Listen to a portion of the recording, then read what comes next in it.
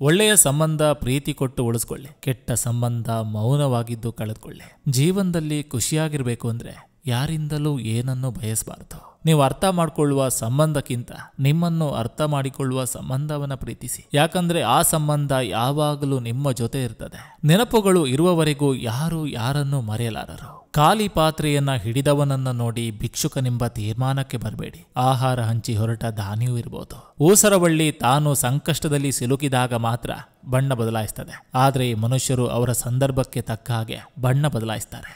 3 ಶ್ರೇಷ್ಠ ಸಾಲುಗಳು. ನಿನಗೆ ಸಹಾಯ ಮಾಡಿದವರನ್ನ ಎಂದಿಗೂ ಮರಿಬೇಡ. ನಿನ್ನ ನಂಬಿದವರನ್ನ ಎಂದಿಗೂ ಮೋಸ ಮಾಡಬೇಡ. ನಿನ್ನ ಪ್ರೀತಿಸಿದವರನ್ನ ಎಂದಿಗೂ ದ್ವೇಷ ಮಾಡಬೇಡ. ಕಣ್ಣುಗಳು ತಮ್ಮನ್ನ ತಾವು ನೋಡಿಕೊಳ್ಳುವುದನ್ನ ಬಿಟ್ಟು ಉಳಿದೆಲ್ಲವನ್ನ ನೋಡ್ತದೆ. ಹಾಗೆ ಜನರು ತನ್ನ ತಪ್ಪುಗಳನ್ನ ಬಿಟ್ಟು ಬೇರೆಯವರ ತಪ್ಪುಗಳನ್ನೇ ನೋಡ್ತಾರೆ. ತಲೆ ತಗ್ಗಿಸುವುದಕ್ಕೂ ತಲೆ ಬಾಗಿಸುವುದಕ್ಕೂ ತುಂಬಾ ವ್ಯತ್ಯಾಸವಿದೆ. ತಲೆ ತಗ್ಗಿಸುವವನಲ್ಲಿ ತಪ್ಪಿದೆ, ತಲೆಬಾಗಿಸುವವನಲ್ಲಿ ಸಂಸ್ಕಾರವಿದೆ. ಕೋಪದಲ್ಲಿ ಅಳುತ್ತಾ ಎಲ್ಲವನ್ನೂ ಮಾತನಾಡುವ ವ್ಯಕ್ತಿ ನಿಜವನ್ನೇ ಹೇಳ್ತಾನೆ. ಯಾಕಂದ್ರೆ ಕೋಪ ಮತ್ತು ಅಳು ವ್ಯಕ್ತಿಗೆ ಸತ್ಯವನ್ನು ಮಾತನಾಡಲು ಒತ್ತಾಯಿಸ್ತದೆ. ಎಷ್ಟು ಜನರ ಮಧ್ಯೆ ಇರ್ತೀವಿ ಅನ್ನೋದು ಮುಖ್ಯ ಅಲ್ಲ, ಎಷ್ಟು ಜನರ ಮನಸ್ಸಲ್ಲಿ ಇರ್ತೀವಿ ಅನ್ನೋದು ತುಂಬಾ ಮುಖ್ಯ. ಸಂಪತ್ತು, ಜನಬಲ, ಅಧಿಕಾರ ಅಥವಾ ಶರೀರದ ಸೌಂದರ್ಯದ ಬಗ್ಗೆ ಎಂದಿಗೂ ಗರ್ವಪಡಬೇಡಿ. ಸಮಯ ಇವೆಲ್ಲವನ್ನು ಕ್ಷಣಾರ್ಧದಲ್ಲಿ ಕಸಿದುಕೊಳ್ತದೆ. ಒಳ್ಳೆಯ ಕೆಲಸವನ್ನ ಮೀರಿದ ಪೂಜೆ ಇಲ್ಲ, ಮಾನವೀಯತೆಯನ್ನು ಮೀರಿದ ಸಂಪತ್ತಿಲ್ಲ. ಮನುಷ್ಯನಿಗೆ ಮರಣವಿದೆ, ಆದರೆ ಒಳ್ಳೆತನಕ್ಕೆ ಯಾವತ್ತೂ ಮರಣವಿಲ್ಲ. ಜೀವನದಲ್ಲಿ 2 ರೀತಿಯ ವ್ಯಕ್ತಿಗಳನ್ನು ನಂಬಾರ್ದು. ಅವರಿಗೆ ಅವಶ್ಯಕತೆ ಇದ್ದಾಗ ಹತ್ತಿರ ಬರೋರನ್ನ, ನಮಗೆ ಅವಶ್ಯಕತೆ ಇದ್ದಾಗ ದೂರ ಹೋಗೋರನ್ನ. ಕಾಡಿಬೇಡಿ ಮುಂದುವರಿಸಿದ ಸಂಬಂಧಗಳು, ಸಾಲ ಮಾಡಿ ಅನುಭವಿಸಿದ ಸಂತೋಷ ಇವೆಂದಿಗೂ ಶಾಶ್ವತವಲ್ಲ. ನಮ್ಮ ಸಂತೋಷವನ್ನ ಮತ್ತೊಬ್ಬರಲ್ಲಿ ಎಂದಿಗೂ ಹುಡುಕಬಾರ್ದು. ಅದು ನಮ್ಮನ್ನು ದುಃಖಿತರನ್ನಾಗಿಸಬಹುದು. ಬದಲಿಗೆ ನಮ್ಮ ಖುಷಿಯನ್ನು ನಾವೇ ನಮ್ಮಲ್ಲಿ ಕಂಡುಕೊಂಡರೆ ಯಾರೊಬ್ಬರ ಅಗಲಿಕೆ ನಮ್ಮನ್ನ ಬಾಧಿಸೋದಿಲ್ಲ. ಅವಸರ ಪಡಬೇಡ, ಕಾದು ನೋಡು. ಇನ್ನೊಬ್ಬರ ನೆಮ್ಮದಿ ತಿಂದವರು ನೆಮ್ಮದಿಯಿಂದ ಬದುಕಲು ಸಾಧ್ಯವಿಲ್ಲ. ನಡೆದ ಎಲ್ಲ ಪಾಪ ಪುಣ್ಯಗಳಿಗೆ ಕಾಲವೇ ಉತ್ತರ ಕೊಡುವಾಗ ಸಾಕ್ಷಿಯ ಅವಶ್ಯಕತೆ ಇರೋದಿಲ್ಲ.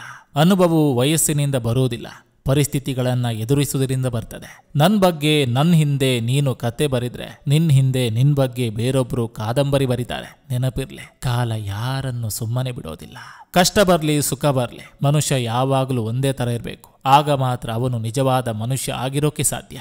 ಆಸೆ ಪಟ್ಟು ನಿರಾಸೆ ಆಗೋದ್ಕಿಂತ ಆಸೆನೆ ಪಡದೆ ಮೌನವಾಗಿರೋದು ಒಳ್ಳೇದಲ್ವಾ? ಬಲವಂತದಿಂದ ಯಾವ ಸಂಬಂಧವನ್ನು ಬಿಗಿಯಾಗಿ ಹಿಡಿಬಾರದು. ನಮ್ಮ ಭಾಗ್ಯದಲ್ಲಿ ಏನಿರ್ತದೆಯೋ ಅದಷ್ಟೇ ಬಾಳಿನ ಕೊನೆಯಲ್ಲಿ ಉಳಿಯೋದು. ತಿರಸ್ಕಾರಕ್ಕೆ ಚಿಂತಿಸಬಾರ್ದು, ಪುರಸ್ಕಾರಕ್ಕೆ ಕಾಯಬಾರ್ದು. ಏನೇ ಬಂದರೂ ಹಿಗ್ಬಾರ್ದು, ಎಂದಿಗೂ ಕುಗ್ಗಬಾರ್ದು. ಅರಿತು ನಡೆ. ನಮ್ಮ ಆತ್ಮಸಾಕ್ಷಿಗಿಂತ ಯಾವುದು ದೊಡ್ಡದಿಲ್ಲ, ನಮ್ಮ ಮನಸಾಕ್ಷಿಗಿಂತ ಯಾವುದು ಮುಖ್ಯವೂ ಅಲ್ಲ.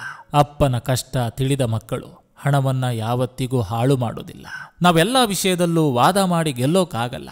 ಕೆಲವು ಸಮಯದಲ್ಲಿ ಮೌನವಾಗಿದ್ದು ಬಿಡಬೇಕು. ನಮ್ಮ ಮೌನವೇ ಜಯ ತಂದು ಕೊಡ್ತದೆ.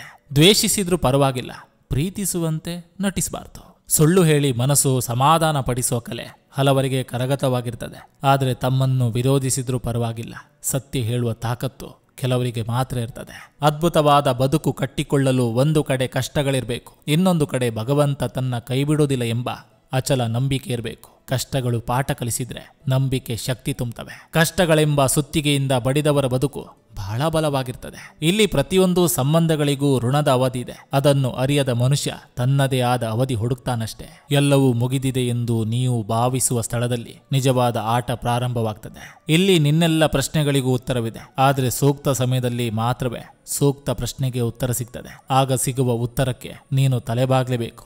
ಅದುವೇ ವಿಧಿ. ಯಾರು ನನ್ನವರು, ಹಸಿದಾಗ ಊಟ ಕೊಟ್ಟವರು, ಸಾಯುವ ನಿರ್ಧಾರ ಮಾಡಿದಾಗ ಧೈರ್ಯ ತುಂಬಿದವರು, ಸೋತ ಹೃದಯಕ್ಕೆ ಪ್ರೀತಿ ಕೊಟ್ಟವರು, ಪರೋಕ್ಷವಾಗಿ ಶಕ್ತಿ ತುಂಬಿದವರು. ರಕ್ತವು ಒಬ್ಬರ ಸೇಡಿನ ಪ್ರತಿಫಲವಾಗಿದ್ರೆ ಕಣ್ಣೀರು ಅದೆಷ್ಟೋ ನೊಂದ ಹೃದಯಗಳ ಶಾಪವಾಗಿರ್ತದೆ. ನೆನಪಿರ್ಲಿ. ಶಾಂತ ಮನಸ್ಥಿತಿಯ ಸರಿಯಾದ ನಿರ್ಧಾರಗಳು ನೀನು ಬಯಸಿದೆಲ್ಲವನ್ನ ಕೊಡಬಲ್ಲವು. ಪ್ರಶ್ನಿಸುವ ಗುಣ ನಮ್ಮಲ್ಲಿ ಹೆಚ್ಚಾದಷ್ಟು ನಮ್ಮ ಶತ್ರುಗಳ ಸಂಖ್ಯೆ ಹೆಚ್ಚಾಗ್ತದೆ. ಇದೇ ಬದುಕಿನ ಕಠೋರ ಸತ್ಯ. ಜೀವನದಲ್ಲಿ ಮುಂದೆ ಮುಂದೆ ನಡೆದಂತಲ್ಲ, ಅಪ್ಪ ಅಮ್ಮನ ಮಾತುಗಳು ಸರಿಯಾಗಿ ಅರ್ಥವಾಗಲು ಪ್ರಾರಂಭವಾಗ್ತದೆ. ಬಡತನ, ಅಜ್ಞಾನ ಕಡೆಗೆ ರೋಗವನ್ನು ಸಹಿಸಿಕೊಂಡು ಬಾಳ್ಬೋದು. ಆದರೆ ಈ ಹೊಟ್ಟೆ ಕಿಚ್ಚು, ನಂಬಿಕೆ ದ್ರೋಹ, ಅಸೂಯೆ ಪಡುವ ವ್ಯಕ್ತಿಗಳ ವರ್ತನೆಯನ್ನ ಸಹಿಸಿಕೊಂಡು ಬಾಳೋದು ಕಷ್ಟ. ನಿನ್ನ ಹೆಸರಲ್ಲೇ ಏನೋ ಒಂದು ಶಕ್ತಿ ಇದೆ ಶಿವ. ಕಷ್ಟಗಳು ಎದುರಾದಾಗ ನಿನ್ನ ಹೆಸರೊಂದು ಜಪಿಸಿದ್ರೆ ಸಾಕು, ಎಲ್ಲ ಸಂಕಟಗಳು ಮರೆಯಾಗೋದು ಕನಸೋ ಎನ್ನುವ ರೀತಿ. ಜೀವನದಲ್ಲಿ ನಡೆಯುವ ಪ್ರತಿ ಘಟನೆಯನ್ನು ಅಭಿನಂದಿಸು. ಎಲ್ಲವೂ ಸಹ ಅನುಭವವಷ್ಟೇ. ಒಳ್ಳೆಯದು ಮತ್ತು ಕೆಟ್ಟದು ನಿಮ್ಮೊಳಗಿದೆ. ಯಾವುದನ್ನು ನಾವು ಹೆಚ್ಚು ಉಪಯೋಗಿಸ್ತೀವೋ ಅದೇ ಬೆಳೆಯುತ್ತಾ ಹೋಗ್ತದೆ. ಎಲ್ಲವೂ ಇದ್ದು ಶಕ್ತಿಶಾಲಿ ಅನಿಸಿಕೊಳ್ಳೋದು ದೊಡ್ಡದಲ್ಲ. ಎಲ್ಲ ಕಳೆದಾಗಲು ತೋರುವ ಧೈರ್ಯವೇ ನಿಜವಾದ ಶಕ್ತಿ. ವಾಸ್ತವಿಕ ಬದುಕಿಗಿಂತ ಕಲ್ಪನೆಯು ಮನುಷ್ಯನನ್ನು ಹೆಚ್ಚಾಗಿ ನೋಯಿಸ್ತದೆ ಮತ್ತು ಕುಗ್ಗಿಸ್ತದೆ. ಆದ್ದರಿಂದ ಭವಿಷ್ಯದ ಬಗ್ಗೆ ಯೋಚಿಸಿ ಇಂದಿನ ಖುಷಿಯನ್ನ ಕಳೆದುಕೊಳ್ಳದಿರಿ. ಕೆಟ್ಟವರು ಒಳ್ಳೆಯವರು ಎಂದು ಬೇರೆ ಬೇರೆಯಾಗಿ ಯಾರೂ ಇರೋದಿಲ್ಲ. ನಟಿಸಲು ಬರದೇ ಇರುವವರು ನಿಜವನ್ನ ಮಾತಾಡ್ತಾರೆ, ಕೆಟ್ಟವರಾಗಿ ಉಳಿದು ಬಿಡ್ತಾರೆ ಅಷ್ಟೇ. ನಿನ್ನ ರಹಸ್ಯಗಳು ನಿನ್ನಲ್ಲೇ ಇರಲಿ, ಯಾಕಂದ್ರೆ ಎಲ್ಲರೂ ನಿನಗೆ ಒಳ್ಳೆಯದನ್ನೇ ಬಯಸೋದಿಲ್ಲ. ಮಾನವನು ನೀರಿನಲ್ಲಿ ಮೀನಿನಂತೆ ಈಜಬಲ್ಲ, ಆಗಸದಲ್ಲಿ ಹಕ್ಕಿಯಂತೆ ಹಾರಬಲ್ಲ.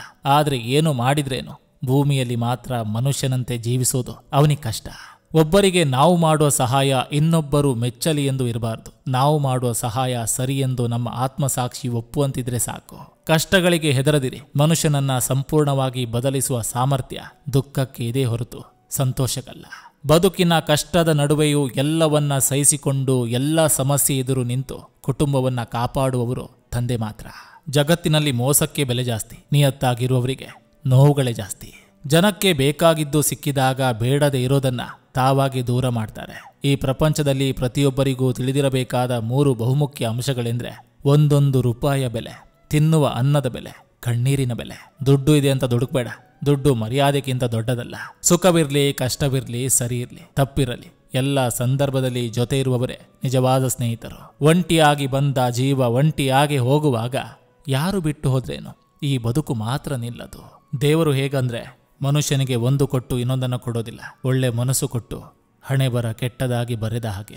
ನಿಜವಾದ ಸಂಬಂಧಗಳ ಪರಿಚಯ ಹೃದಯದಿಂದ ಆಗ್ಬೇಕೇ ಹೊರತು ಅವಶ್ಯಕತೆಗಳಿಂದಲ್ಲ. ಹಣ ಇದೆ ಅಂತಾನೋ, ಅದೃಷ್ಟ ಕೂಡಿ ಬಂತು ಅಂತಾನೋ ದುರಹಂಕಾರದಿಂದ ಇನ್ನೊಬ್ಬರನ್ನ ಕೀಳಾಗಿ ನೋಡಬೇಡಿ. ಮನುಷ್ಯ 100 ವರ್ಷ ಬದುಕಿದ್ರು ಸ್ಮಶಾನಕ್ಕೆ, 100 ಕೋಟಿ ಕೂಡಿಟ್ರು ಸ್ಮಶಾನಕ್ಕೆ ಅನ್ನೋದನ್ನ ಮರಿಬೇಡಿ. ತಪ್ಪು ಆಕಸ್ಮಿಕ, ವಂಚನೆ ಮತ್ತು ಸುಳ್ಳು ಆಕಸ್ಮಿಕವಲ್ಲ, ಆಯ್ಕೆಗಳು. ನೊಂದುಕೊಳ್ಬೇಡ, ದೇವರಿದ್ದಾನೆ. ಆದಷ್ಟು ಬೇಗ ನಿನ್ನ ಈ ಕೆಟ್ಟ ಸಮಯ ಬದಲಾಗ್ತದೆ. ತಾಳ್ಮೆಯಿಂದಿರು, ಕಣ್ಣೀರು ಹಾಕ್ಬೇಡ. ನಿನ್ನ ಕಣ್ಣೀರಿನ ಪ್ರತಿ ಹನಿಗೆ ಬೆಲೆ ಭಗವಂತ ಕೊಡ್ತಾನೆ. ಬದುಕುವುದಕ್ಕೆ ಸಂಕೋಚ ಬೇಡ. ಸ್ವಾಭಿಮಾನದ ಬದುಕಿಗೆ ಯಾರ ಕಾಲ್ ಹಿಡಿಯೋದು ಬೇಡ. ಮನಸ್ಸಿನಲ್ಲಿ 100 ಯೋಚನೆಗಳು ಬರ್ತವೆ, ಅವುಗಳನ್ನು ನಿಯಂತ್ರಿಸುವುದೇ ನಿಜವಾದ ಸಾಧನೆ. ಧರ್ಮದ ಏಟು ತಪ್ಪಿದ್ರೂ ಕರ್ಮದ ಏಟು ತಪ್ಪೋದಿಲ್ಲ, ಹುಡುಕಿಕೊಂಡು ಬಂದೇ ಬರುತ್ತೆ. ತಾಳ್ಮೆ ಇರಲಿ. ಜೀವನವನ್ನ ಹಿಂದೆ ನೋಡಿ ತಿಳಿದುಕೊಳ್ಬೇಕು, ಮುಂದೆ ನೋಡಿ ಬದುಕಬೇಕು. ನೀವೊಬ್ಬರನ್ನ ಅಳಿಸಿ ನಕ್ರೆ ನಾಳೆ ನಿನ್ನ ಕರ್ಮಗಳು ನಿನ್ನನ್ನ ಅಳಿಸಿ ನಗುತ್ತಿರ್ತವೆ. ಮನಸ್ಸು ಭಾವನೆಗಳ ಗ್ರಂಥಾಲಯವಿದ್ದಂತೆ. ಒಂದಿಷ್ಟು ಜನ ಮನಸ್ಸುಗಳ ಪುಟಗಳನ್ನು ಅರಿಯುವುದಕ್ಕಿಂತ ಹರಿಯುವುದೇ ಹೆಚ್ಚು. ವಯಸ್ಸು ಯಾವುದೇ ಇರಲಿ, ಜೀವನ ಪ್ರತಿದಿನ ಒಂದಲ್ಲ ಒಂದು ಹೊಸ ಪಾಠಗಳನ್ನು ಕಲಿಸ್ತಲೇ ಇರ್ತದೆ. ನಾವಾಡುವ ಮಾತುಗಳು ಕೆಲವೊಮ್ಮೆ ಇನ್ನೊಬ್ಬರಿಗೆ ನೋವುಂಟು ಮಾಡುವುದು. ಅರಿವಿಲ್ಲದೆ ಆಡಿದ ಮಾತುಗಳು ಹರಿತವಾದ ಚೂರಿಯಲ್ಲಿ ಇರಿದಷ್ಟೇ ನೋವಾಗ್ತದೆ. ಮಾತಿನ ಮೇಲೆ ನಿಗಾ ಇದ್ರೆ ಒಳ್ಳೆಯದು. ಸಾಧಕರಾಗಬೇಕಾದ್ರೆ ಸೋಲಿಗೂ ಸಿದ್ಧರಿರಬೇಕು. ತಾಳ್ಮೆ ಮತ್ತು ಛಲವೆಂಬ ಆಯುಧಗಳು ನಿಮ್ಮ ಜೊತೆಯಲ್ಲಿದ್ರೆ ಗೆಲುವು ನಿಮ್ಮದೇ. ನಾವೇ ನಮ್ಮವರಿಗೆ 3ನೇ ವ್ಯಕ್ತಿ ಆದಾಗ ಅವರಲ್ಲಿ ವಾದ ಮಾಡಿ ಏನೂ ಪ್ರಯೋಜನ ಇಲ್ಲ. ಎಲ್ಲವೂ ಅವರವರ ಇಚ್ಛೆ. ನಮ್ಮ ಪಾಡಿಗೆ ನಾವಿರಬೇಕಷ್ಟೇ, ಯಾರಿಗೂ ಭಾರವಾಗದೆ. ಮರೆಯಬೇಕೆಂದುಕೊಂಡ್ರೆ ಮರೆಯಲು ಸಮಯ ತೆಗೆದುಕೊಳ್ಳಿ, ಪರವಾಗಿಲ್ಲ. ಆದರೆ ಮತ್ತೆ ನೆನಪಾಗದಂತೆ ಮರೆತು ಬಿಡಿ. ಯೋಗ್ಯತೆ ಇಲ್ಲದೆ ಇರುವ ವ್ಯಕ್ತಿಗಳಿಗೆ ಪ್ರೀತಿಯಲ್ಲ, ಅಮೃತ ಕೊಟ್ಟರೂ ಅದು ವಿಷವಾಗಿ ಕಾಣಿಸ್ತದೆ.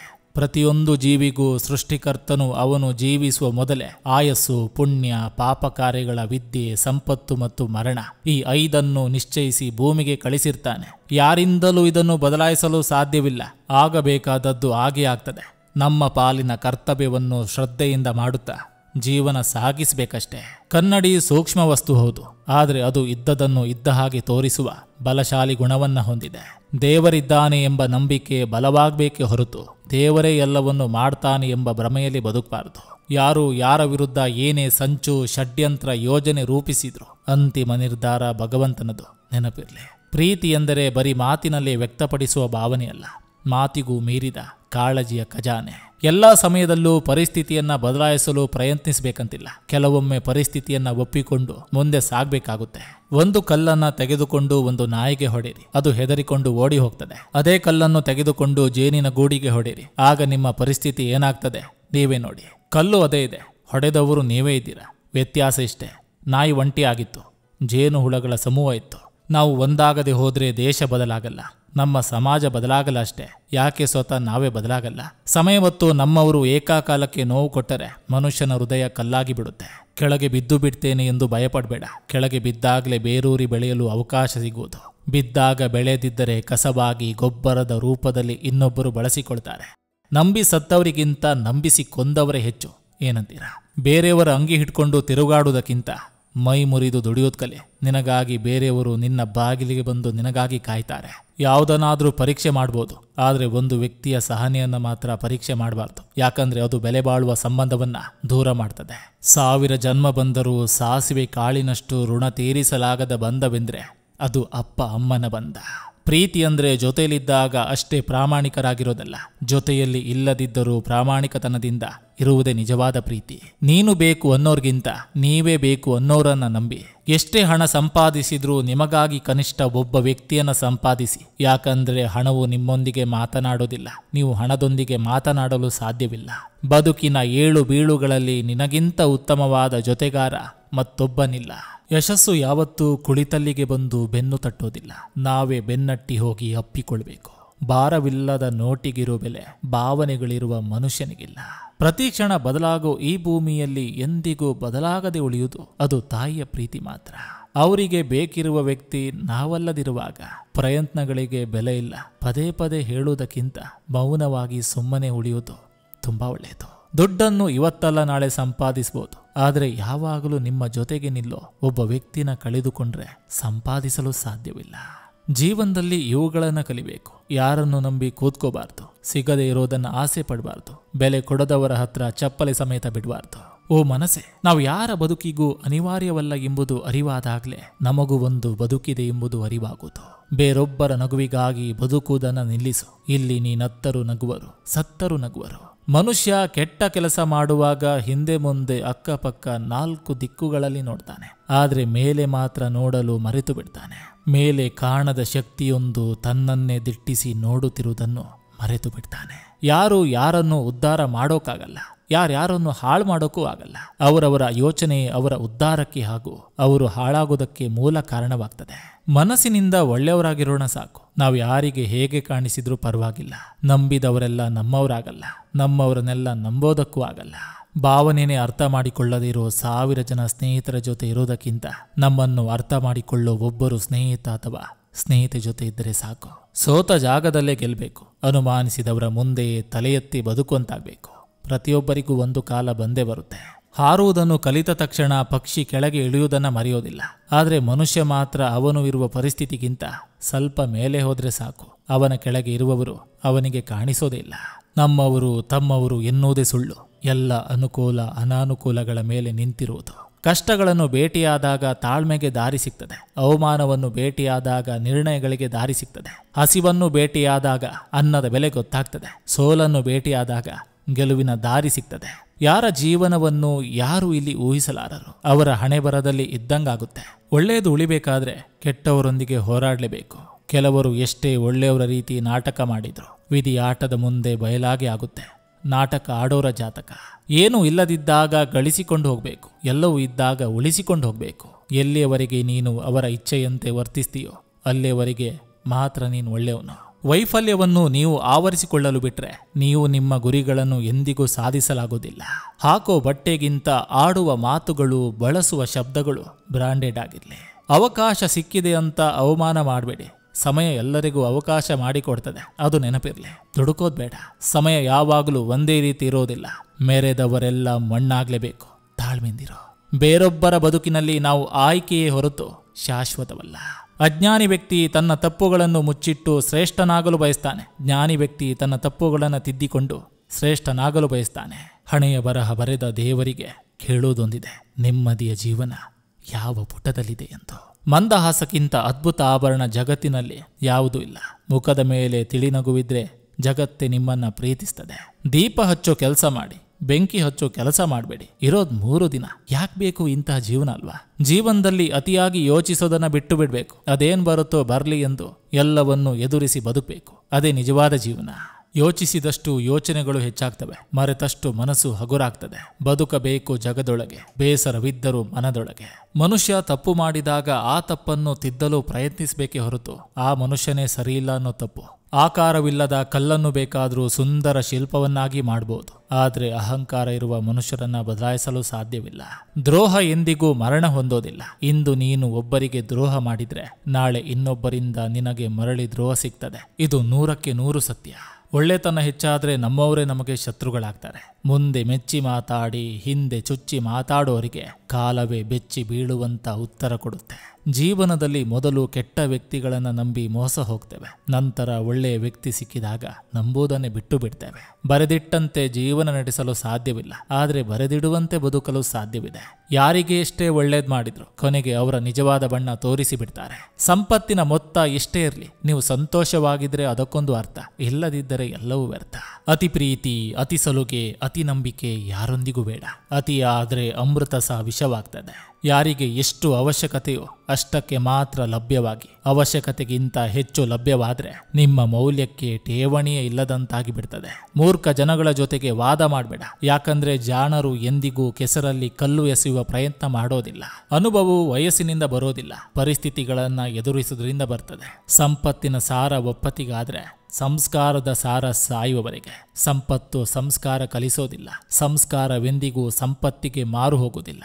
ಕಣ್ಣೀರೇ ಬರದಿದ್ರೆ ನಗುವಿನ ಆನಂದ ತಿಳಿಯುತ್ತಿರಲಿಲ್ಲ. ಕಷ್ಟಗಳು ಎದುರಾಗದಿದ್ರೆ ಜೀವನದ ಮೌಲ್ಯಗಳು ಗೊತ್ತಾಗ್ತಿರ್ಲಿಲ್ಲ. ಸೋತಿದ್ದಕ್ಕೆ ಬೇಸರವೇನಿಲ್ಲ, ಪ್ರಯತ್ನ ಮುಂದುವರಿಸಬೇಕಿದೆ. ಕಳೆದುದಕ್ಕೆ ನಷ್ಟವೇನಿಲ್ಲ, ಮುಂದಕ್ಕೆ ಗಳಿಸಬೇಕಿದೆ. ಬಿದ್ದುದಕ್ಕೆ ನೋವೇನಿಲ್ಲ, ಧೂಳನ್ನ ಕೊಡವಬೇಕಿದೆ. ಕಷ್ಟಗಳು ಹೊಸದೇನಲ್ಲ, ಎದುರಿಸಿ ನಿಲ್ಲಬೇಕಿದೆ.